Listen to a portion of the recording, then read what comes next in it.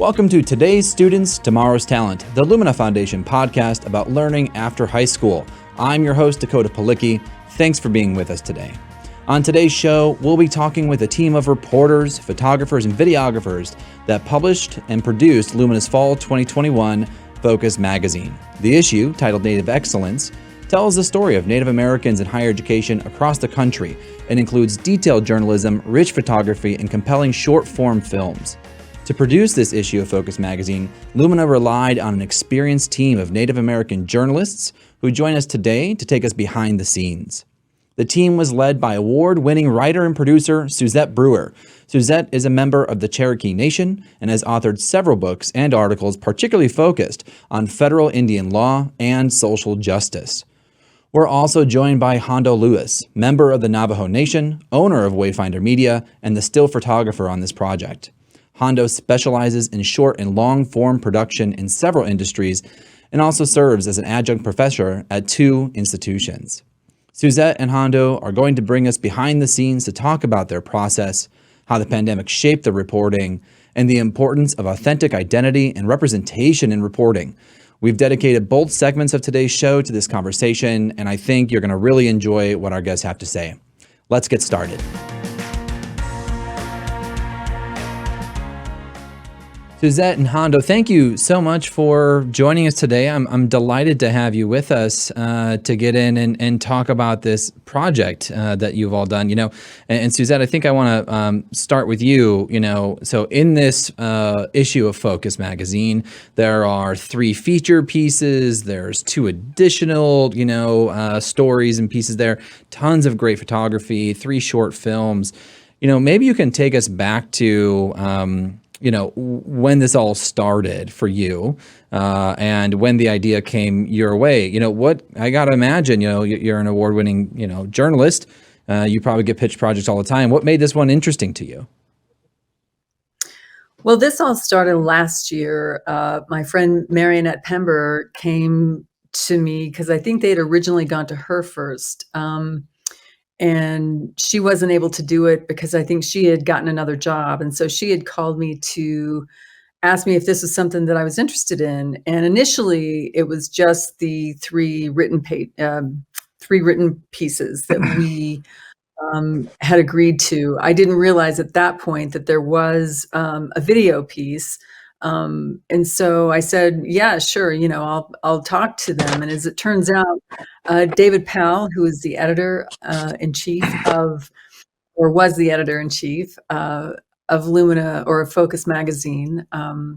It had originally been his idea. And I know he had gone to several people in Indian country asking, I think trying to get feedback. And I think the general consensus among the folks that he talked to was that if you do a project like this, which we think is a great idea, at least this is my understanding of that conversation, that you should have Native journalists and photographers work on it.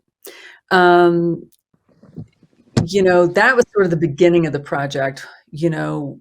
We started meeting, me and David Powell and John Strauss. 3 of us started sort of conversing on, all right, what's this going to look like? From that point, I sort of took it on and just decided, all right, we're gonna move this thing in a different direction, which is we are going to find the students that are eligible. We are going to find, I was really interested in Alaska, specifically for the fact that Alaska gets very little attention in the lower 48. And that's something that I've noticed throughout my career in Indian country, whether we're talking about museums, education, housing, law enforcement, you can just pick a subject and they don't get as much attention as, the tribes in the lower 48. I thought I really want to focus at some point on this project on a student from Alaska.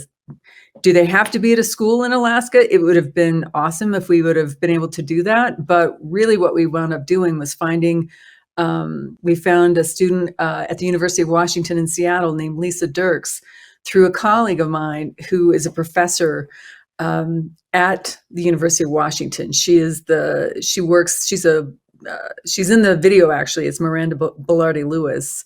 I had contacted Miranda to ask and see if she had a student that we could feature for this project who was Alaska Native, because I felt like that was the way to get around, honestly, the restrictions that had been placed. And so she recommended Lisa, and then we got our student Jasmine from Menominee, and then we found, and one story that has not been told that I do want to say about Dene College, which I'm so touched by. We found Tristan Black through the administration there, and they had recommended him as one of the students. So I contacted Tristan, and this will just give you sort of an idea of sort of the heart of this project. Tristan was wonderful. He agreed to be a part of the project on one condition. And the condition was, listen, I'm Navajo. I follow our traditional teachings. I wouldn't feel right doing this project without a female voice, because in our culture, he said, we're made of male and female, and we believe, the women, they're a matrilineal tribe. And he's like, I wouldn't feel right leaving out a female voice. And so that's where I agreed. I think that's part of their culture. So I went back to the administration, and then we also located Harley Interpreter, who was Tristan's, she was his colleague, his friend, his classmate. He's already graduated, but she's graduating. And these two were just so, all four of our students were just really great to work with. We started out, and then I had to go back and sort of reformulate kind of the project in terms of how we were going to be able to do this, because we're in the middle of a pandemic. There's a lot of logistics. There's a lot of travel.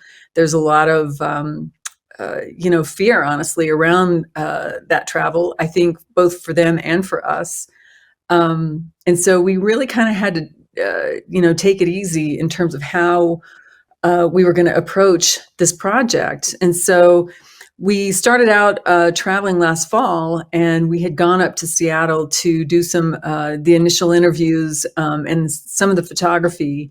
But then we had to push pause because we wanted to make sure that it was safe and healthy, that if we were going to be traveling any further, that we were going to be able to at least get our vaccinations. And so we literally had to wait until the vaccine rollout to get vaccinated, to be able to do our travel and do the work that we needed to do. So one of the requirements of this project is that everybody had to be vaccinated before they got on the road. And so it was, I think,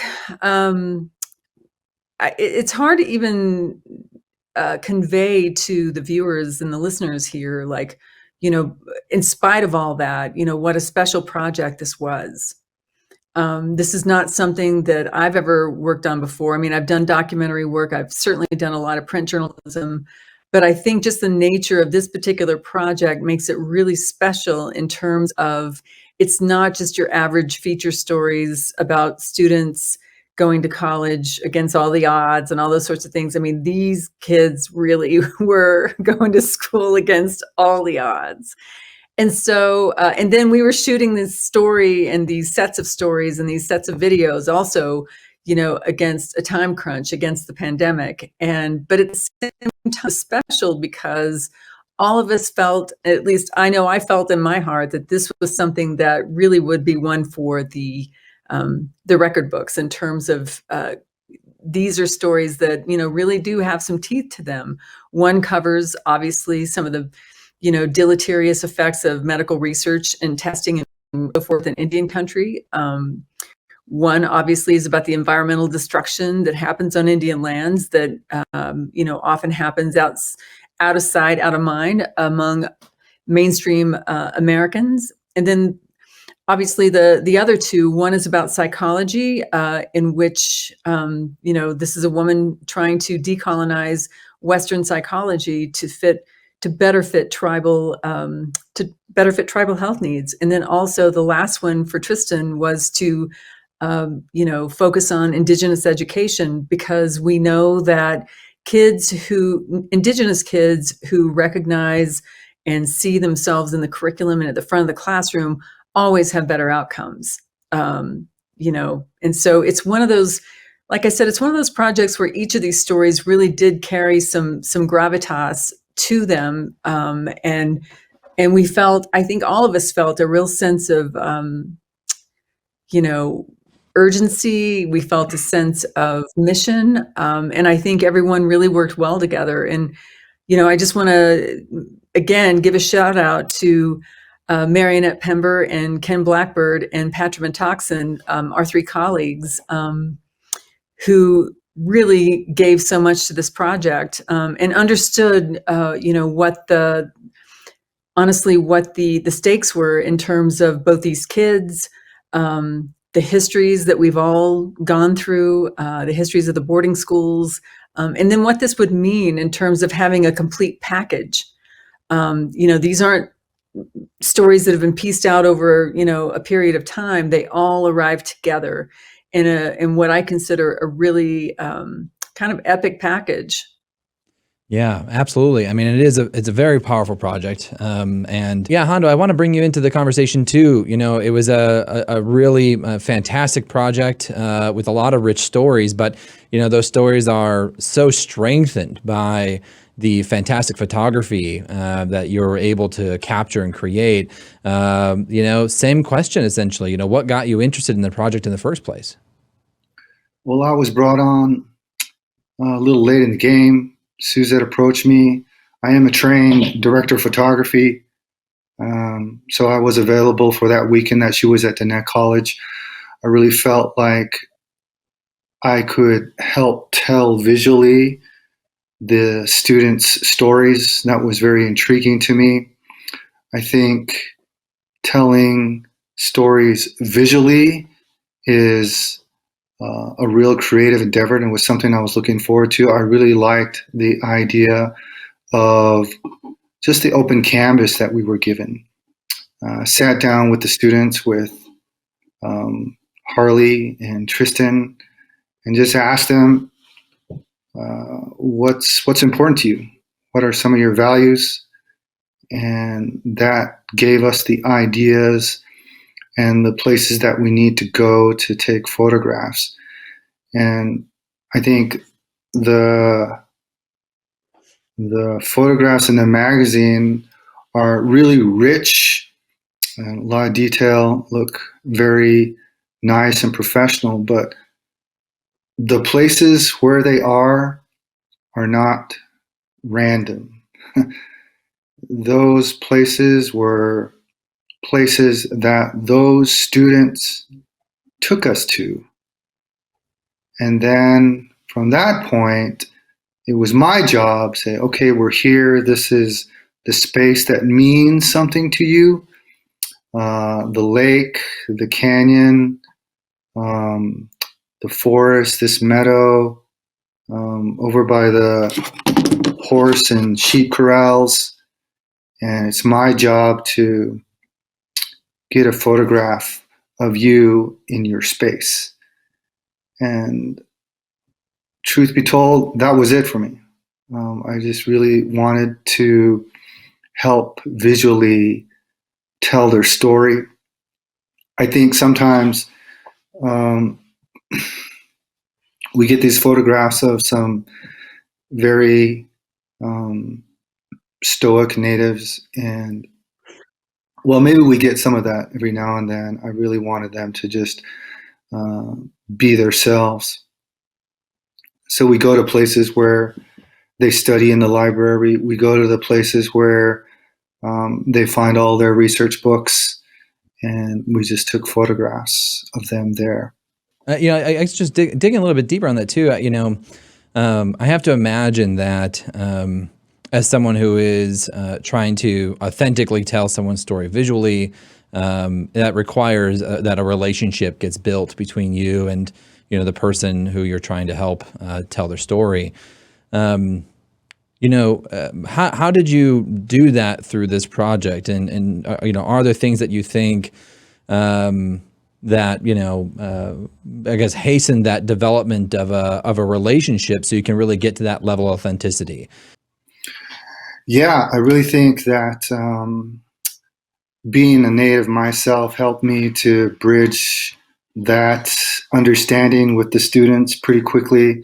I knew they were going to be, I don't know, maybe shy is not the right word, maybe reserved a little bit, because they do want to share. They understand the importance of telling their story and representing their families and their people well in their school, but they're not always sure about, just how much they need to share. So, before I showed up with, a lot of cameras and lights and assistants, to me, the important thing was to just introduce ourselves to begin with and then ask them the question, what matters to you, and let them talk from there. And I really feel there was a sense of ownership when they said, I want to go here. I really feel like, this lake or this canyon where these trees are means something to me, that opened them up. I took a lot of photographs of them, included them in the experience, and let them take a look at the photographs I was taking. And I think that really gave them a lot of assurance, like, yes, this is me. This looks authentic. And from that point on, I really feel it was more collaborative, and they were very cooperative, very friendly, very kind, and open to my suggestions to get creative. I really like, for example, the photograph we took of Tristan inside the mural space. I think there, I just really tried to disappear as he started talking about these things he knew so well, about the lessons from Navajo mythology. And when he's there pointing up at the murals, I think I snapped about 40 or 50 photographs there, and we chose the best one, of course. But that was a perfect example to me of just him, I guess, trusting me enough and my team, and to just be himself and to really genuinely try to teach and explain something to us about Navajo mythology. And I was lucky enough to be there with my camera to catch him. So there was a lot of times when we did, more formal portraiture kind of shots for the benefit of the magazine, but those kinds of opportunities where they were just doing what they do, to me, spoke a lot about who they were. I really tried to capture their facial expressions and their eyes, to see that hint of a smile, a smirk, or something serious. And I think we accomplished that. You might think, because Lisa out in Seattle and Anchorage is of a different Native people, that there might be some difficulty there getting to know her, but it was really easy. I found her to be ready to share. I got to know her pretty well, aside from doing the photographs when we went out and shared a meal together. We had a lot of opportunities to talk. When she took us to the pier, I asked her, why she was here. And once I understood that, I took photographs of her in certain directions. That one photograph of her is facing west, which is where her islands really are from, way off in the west there in the Aleutian Islands. So she wanted to stand there in that cold and all that wind with the camera facing towards her homeland, her little island out there. The other photograph I thought was really important of Lisa was when she was at the park And she was just there, and she noticed there was some wild growing celery kind of plant life there that she wanted to use in her cooking sometime during that evening or later in the week. So she started just picking those things and eating them. And I was running all over the place trying to get the best angle I could in that light that I could. Again, there, I think I snapped off like 25, 30 photographs. And I think I finally got maybe 2 or 3 really good ones where she's in the act, but we see her eyes. That, I think, was my approach to bridge any kind of separation that I had between me as a professional and the equipment I had and these students and the stories that they wanted to tell and share with us. Yeah. Yeah. Suzette, I guess I'm curious too, I mean, that separation, I think, has to be difficult as people responsible for, elevating and telling authentic stories. But at the same time, you're not entirely foreign to a community or a culture. And so how did you approach? Did you feel the need to also keep a separation? I know sometimes journalists are, very separated. How did you handle that, on this project? And maybe it's different from others that you've done in the past. Well, one of the things that I knew when we finally identified and were able to confirm, each of the students, these were not professional media people. These are not people who are used to a camera or used to being asked questions. And even beyond that, anyone who's ever been written about, including myself, I mean, you can only trust the writer so far, because at that point, when they go off to write it, you don't know what's going to eventually wind up in print or what have you online. So you kind of just have to trust that they're going to understand and what you have to say and understand to alleviate some of the fears and concerns that some of the students had because they weren't experienced in these things. We had many, I would say, I know in both because these two, I think, really needed to be assured that that they were in safe hands. And I think that's the big thing in terms of separation. They needed to know that they were in safe hands and that they, and that's just one of those situations where they've got things to say, important things to say. But again, it's about getting beyond, that sort of that gray area when you first are interviewing someone and then getting into the actual, act of interviewing. And so we had numerous Zoom calls with them. Well, actually, all the students had numerous Zoom calls in advance, gathering information and asking them questions about their own story and just kind of giving them a comfort level of what we're going to be asking and the kind of questions we're going to be asking. Some of the stuff we asked actually was fairly personal. Like, for example, when Jasmine Niyash talks about her parents' divorce and having to move back to the reservation when she was 8, that's something that I think it came up as a follow-up question to when she was younger and she was talking about the forest. And then she talked about the fact that her parents had gotten divorced. And I knew from, her remarks that was that was one of those big events in one's life. That was one of those events that, a kid is going to remember. And so I knew that her parents' divorce had a profound impact on her.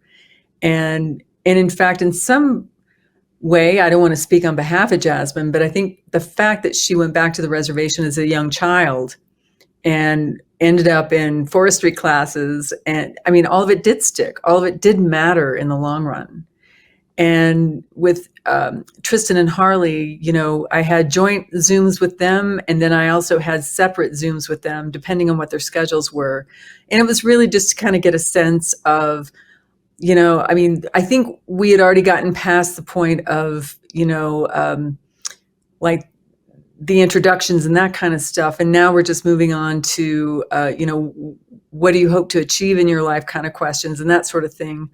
And so then by the time we get to the on-camera interviews, the actual in-person visits, it's already been pretty well drilled through for all really just an entire year. And that's one of the things that I think was really odd about this project. I mean, it did have some odd things to it in the sense that normally, I go talk to someone, I gather my research, I do my research, I ask follow-up questions, I go to, experts and what have you, and then I write the story. But this was in the middle of a pandemic, and we had to kind of, stop in the middle of what we were doing to wait so we could, so that we could restart what we were doing after everybody got either healed up from COVID or, we were able to get vaccinated. So I think that pause in the project really kind of did give us a chance to really dig deep in the pre-interviews before we got out to the reservations.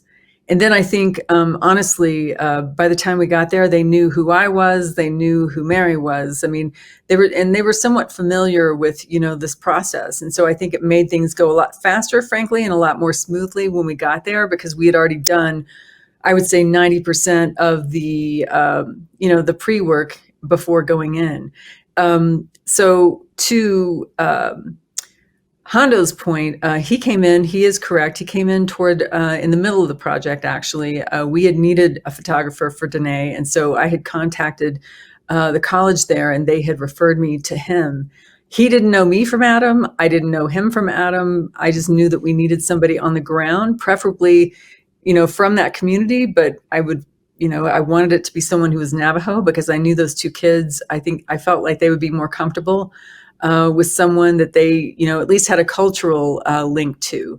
And just like what Hondo elaborated on earlier, I mean, he really was able to get in there and really make that sort of, I don't think he knew either of these kids before we got there, but I think he was really able to get in and, make that connection in a pretty quick way. And by that point, we had already started doing the on-camera interviews. And so the way it worked was, when he was off doing his still shots and that sort of stuff, we would be simultaneously working on the on-camera shoots. And so, and the reason for that is because, everything was so compressed. And so it kind of dragged out for a long period where, we're doing interviews and I'm doing research and I'm gathering up all the facts. I'm gathering up all the scientific information, if that's what's necessary, photos, all those sorts of things.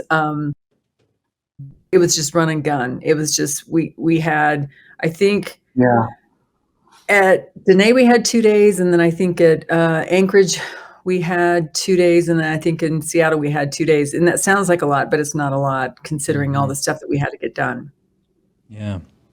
Yeah, I'm reminded of all the black and white photographs that we took, which didn't make the magazine, which is Lumina's choice. But we had great black and white photographs, ideas that sprang from, I'm thinking of Harley, for example, when she mentioned that she likes to longboard. We're like, oh, okay, let's do some photos of that. And I really feel like those opportunities and their ideas really brought out a lot of the creativity. I think those photographs, the black and white photographs, which I particularly like personally, really sort of strip away, a little bit of the distraction of color and sort of get at the real person and the thing that they're doing.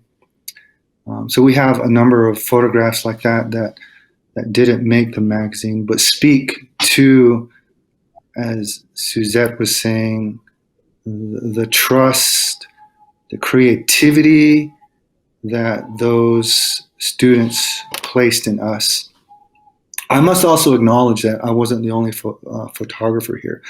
I think for that Midwest school, there was another photographer who did some good work there. Mm-hmm. Well, this is a great spot for us to take a quick break. Once we get back, I really want to dig in a little bit more about journalism and identity with you all. So thanks for sticking with us. We'll be right back. Welcome back to today's Students, Tomorrow's Talent. Having a great conversation with Suzette and Hondo today about their most recent issue of the Focus magazine. I want to dig in and go back a little bit. Suzette, you and I talked about this via email before our time together. Hondo, you mentioned this sense of identity, and Native Americans are often combined under that one massive label, Native American. I work with some colleagues out in the North State of California, for example, and they've just redid their admission system, so now students can select from over 100 other identities, tribal and nation identities, to try to move away from that. And so, but it's clear that when you read and consume, the reporting, the videos, the photos, that, there is immense diversity within that large moniker. And so, I guess, there's some wrestling there. And Hondo, something you even said that, you, as you were starting to work with students out west, that you felt like you can build that relationship quickly. So I guess just unpacking that a little bit, I mean, was this project different from you, in some ways, in the sense of it getting a chance to both explore the diversity of identity between your own and the folks that you're covering, as well as kind of finding some of the things that you truly do have and similar at some level, even if it is just a human to human level or whatever that level may be? Well, I appreciate the profundity of that question. I think some of the thoughts that jump into my mind right now are that these students, as I walked and talked with them and got to know them, were very astute, cared a lot about their coursework, about their discipline, about what they wanted to do, and about what they wanted to change. I remember talking with Harley over some lunch about psychology books she was reading and what she wanted to do in psychology. I think that conversation lasted, 15, 20 minutes, just talking about some of the books and things that she was reading. And I was impressed that she knew her discipline and that she was well versed in her discourse, and that she felt also that she did in fact need to read more, and she would probably be reading books until the day she died, in the discipline that she was part of. Same thing with Tristan. I found him to be a very academically minded person, someone, and you don't always get this in students, someone who had a really clear path for himself in his career, and I was quite impressed by that. So I guess in terms of identity, to me, that finding out that about them helped me to do the best I could to take the kind of photograph that said something more about the impoverished conditions from which they sprang and all the heartache and challenges that they've had to face, and say something more about just who they were as individuals. I remember talking with Lisa again over lunch about her research, her astute criticisms of Western representations in statistics, in research about Native peoples. And I asked her some questions about, just the whole discipline of statistics, why we have to accumulate enough of a sample in order for people to pay attention to us. And I was like, what's the problem with that? And she said, well, you know what? That's sort of the playing field that is out there for us. But I remember we both came to this agreement that that's why statistics and sample size and all those things aside, that individual story from a human being should be enough to change policy. And I think her saying that really helped me to understand the force of nature that she is and that she's going to be. And we took a photograph in front of what's the name of that building, Suzette? There in University of Washington where the students gather, the Empowerment Building or something. I believe it was. There's so many buildings, Hondo, and Yeah. I can't. Anyway, I told them, stand in front of that building, which is the Native Student Union building in essence. And she and Miranda, they did their flex, I said, The Longhouse. Right. The Longhouse.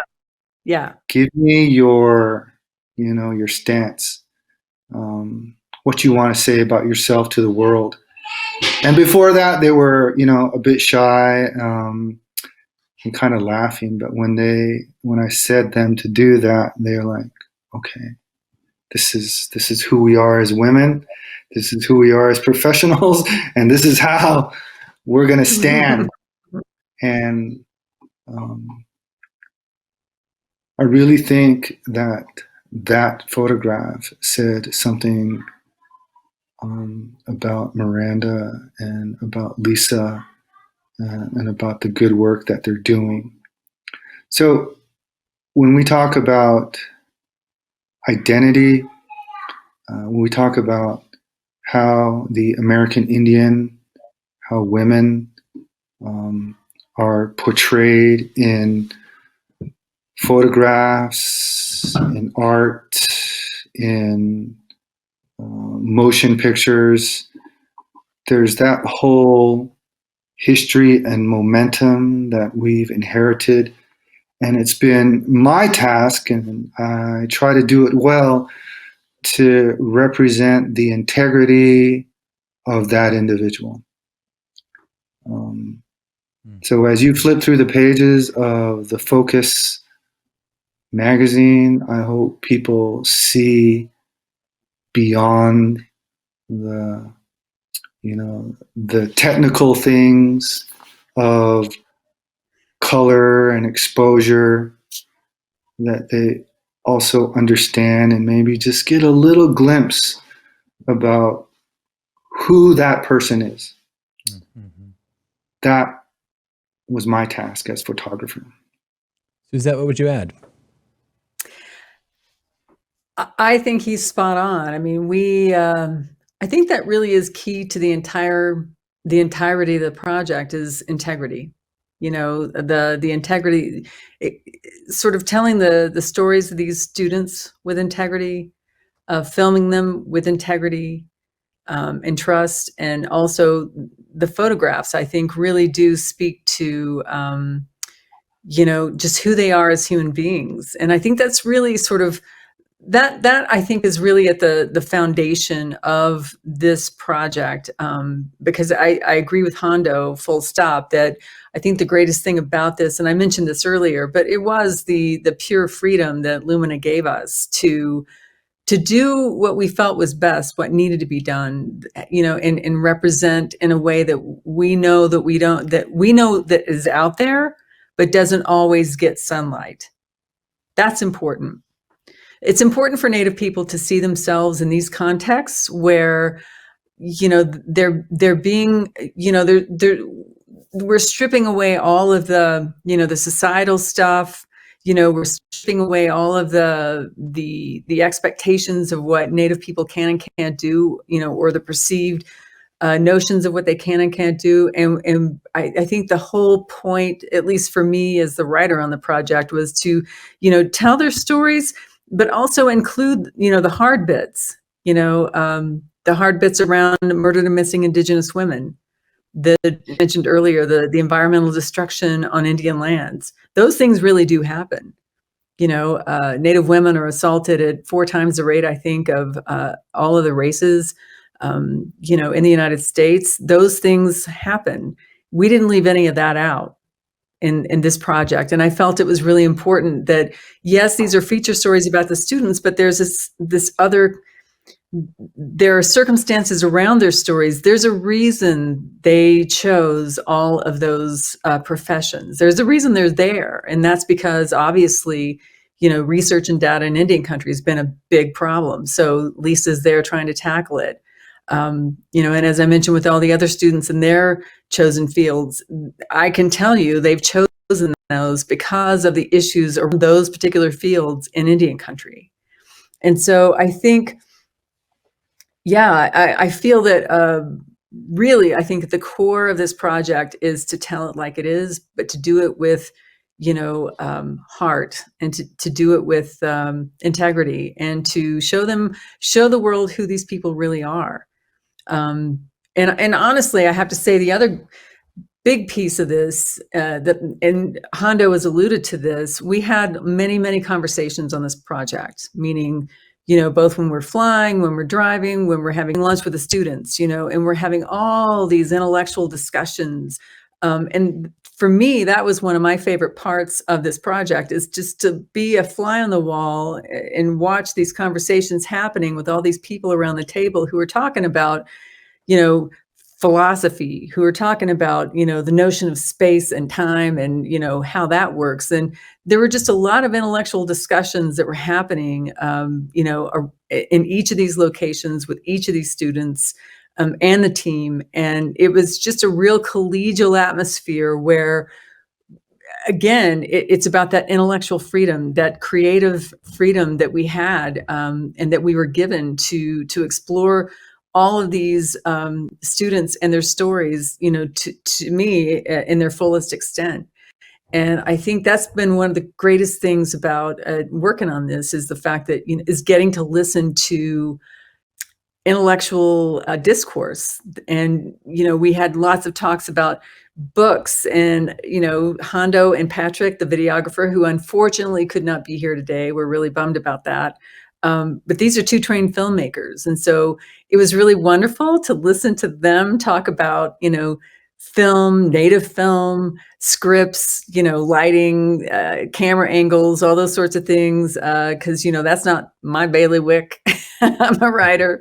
So it was just watching these 2 Native men, really come together in this project in a way that was so collaborative. I mean, it was such these 2 were so easy to work with. I mean, it really was, it's one of the, honestly, the funnest, most challenging, yet most interesting projects I've ever worked on.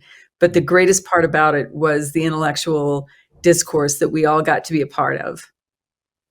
Well, that makes me green with envy, and I'll say that, having read many of the Focus magazine past issues, heck, even helping contribute and kind of guide a couple of them myself. Never writing one, of course, but this one is among the most interesting, insightful, detailed, and frankly human. I think that your team has really produced something truly fantastic. And, of course, we're linking to it in our show notes. And I hope people go and spend time with it and digest it over the course of time. That's how I've been going about it, just kind of piecing, revisiting it. And it's been powerful that way.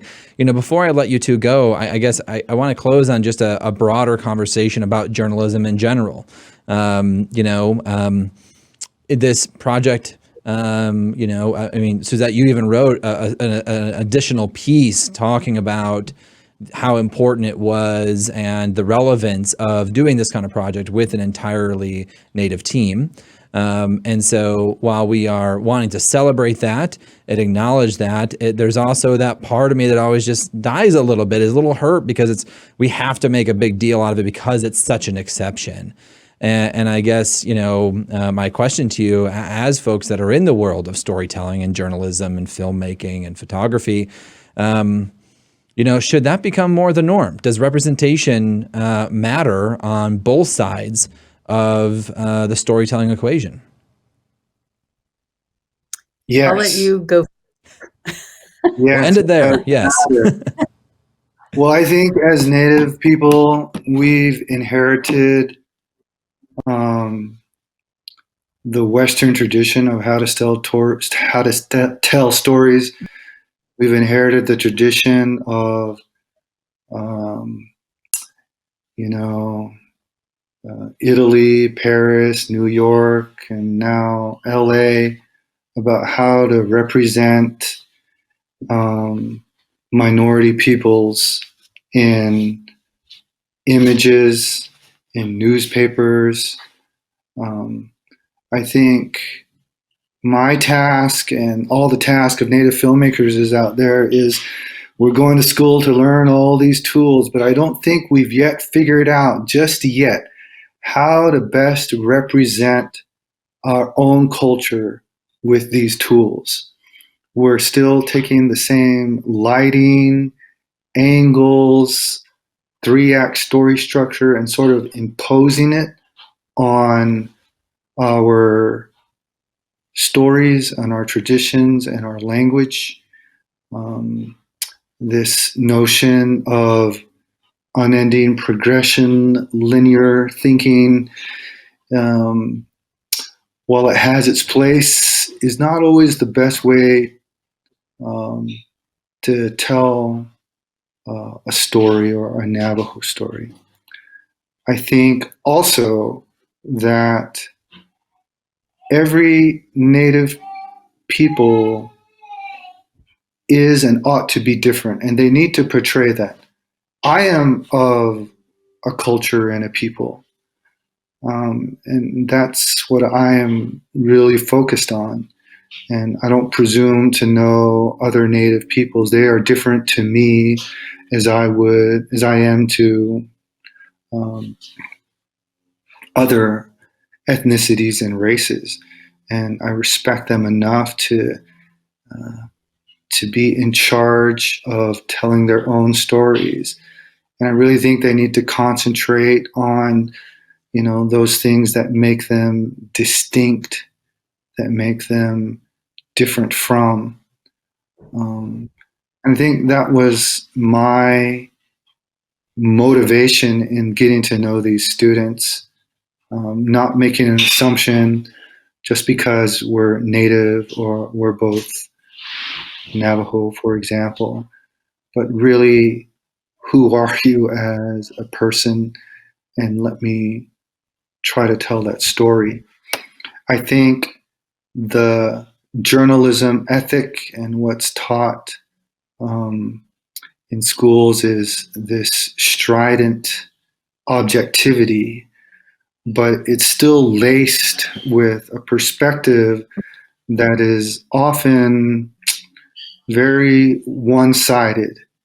And even the most well-intentioned, well-meaning journalists still get it wrong. I don't think there's any malicious intent there, but I do really feel that Native peoples are taking these tools, taking these words, these cameras, these video cameras, and still in this phase of trying to figure out the best way to tell our stories and represent ourselves to the world. Let's not forget that the Western societies has been making movies since arguably 1896. So they've had a long tradition of going through that trial and error and figuring out things. And there's all those eras of, you know, Hollywood filmmaking and some of the formulas and script writing and the way to tell things to an audience. You know, all of that's in the context of, you know, a very business-minded investment vehicle that you're going to put out there. You need to make your money back. But I don't think natives think that way. You know, they're not like, how am I going to make money off of this movie or whatever? It's more about, how can I stay true to this story that was given to me from my grandmother? Yeah. And how should I tell it? I would just add to that yes, it does matter, because for 500 years, as I pointed out, and particularly in the Lisa Dirks piece, you know, we've had people tell our stories for us, right? We've had the narrative written for us about us. And I think that's been one of the critical portions of this particular project, and really in all of my work combined, because my whole raison d'etre really is to explain in a way that both sides can understand, because it is, you know, this was not the old world and the new world. This was two very old worlds colliding. Native people have been here from time immemorial. We had massive civilizations that stretched from the North Pole down to the tip of Chile. We've had scientific advances all throughout history that aren't recognized. You know, I think there's still this sort of notion, not only in Hollywood, as Hondo points out, but also in print and online, just across the media in general, of like what an Indian is supposed to be. Usually, as we know, it's, you know, involves some kind of feather headdress and a teepee, but that's a very small contingent of Indian country. And so I think that's one of the most important things that I feel like we were able to achieve with this project, was to show the humanity of these students, the diversity of these students, but then also just the profound individuality of these kids, whether or not they're native. But I do believe that, I think because we've had so many stories written about us, that I've even noticed in New York Times pieces, when they're writing about, let's say, a tribal, you know, pipeline project or whatever, there's always, all of us cringe, because there's always some detail, some crucial detail that seems small maybe to the editing room or the reporter at the time, but it really makes a big difference in terms of our understanding of what we know happens in Indian country. For example, I ran into a story, I think it was in the LA Times about 15 years ago. The reporter thought that Lakota and Sioux were two different tribes. He did not understand he didn't understand the cultural connection, that the Lakota are Sioux, but so are the Dakotas, and so are the Nakotas, and so are the Crow. And so Lakota, like Sioux, doesn't really mean anything in that regard. It really depends on the band. And so that's just one of those little nuanced things that always seems to get pushed off to the side, because everyone thinks that Indians are all the same and homogenous and that sort of thing. And so I think, you know, here we had the recognition among all of us that we're all different, but we're all in the same project together. And there was also a recognition and understanding that, you know, all of our tribes have been through some kind of mess at one point or another, whether through removal, long walk, you know, smallpox epidemics, having their lands taken away, or being tested in some way. I mean, there's been all manner of things that have happened, but I think in the end, really what this came down to was just the pure joy of learning for these kids. I mean, the pure joy of learning, and the pure joy of saying, you know, I'm going to go out there and I'm going to get my 3 masters and my PhD in data science, and I'm going to make it work for Indian people. And to me, but it's not just the fact that she's doing that for a paycheck. It's the fact that she's doing that as a passion. And that's what we found across the board. Yeah, I think that's really powerful. I mean, right under, I'm looking at the Focus magazine issue right here online, and at the, tagline, first thing you see is Native students prove that broken treaties could not break the people. And, both of you today have just talked about your process. I would even say your own joy and satisfaction, as well as, the kind of seriousness and honor that you took to try to really tell the true, full, authentic story of people in their kind of full identities. And again, I think it's a wonderful set of pieces, a lot of really great things online. I could talk to you both for hours about this because I think this is a really fascinating conversation, but sadly we're out of time. Suzette and Hondo, thank you so much for spending some time with us, sharing your reporting with us, and same to all your colleagues. I know that was not just you two, there's a team of people behind you for this. We wish they could all be here with us today, but that would be another long conversation, so maybe we'll have to revisit that someday. Well, that's all the time we have for today. Be sure to join us next month as we look back on major trends from 2021 and forecast the year ahead. My thanks to our guests, Suzette Brewer and Hondo Louis. Be sure to check out their great work on Lumina's Fall 2021 issue of Focus Magazine by clicking the link in the show notes. Our show is produced by Jacob Mann, John Strauss, Catherine Weedle, and me, Dakota Palicki, with support from Mark Allen, Matthew Jenkins, and the team at Site Strategics. Well Done Marketing supports the promotion of our show. Deborah Humphreys and Kevin Corcoran provide leadership for Lumina's strategic engagement efforts. Please be sure to subscribe and rate our show wherever you're getting your podcasts. And if you have an idea or a comment for an episode, reach us at luminafoundation.org or reach me on Twitter at Dakota Palicki. Thanks so much for being with us, and we'll see you next month.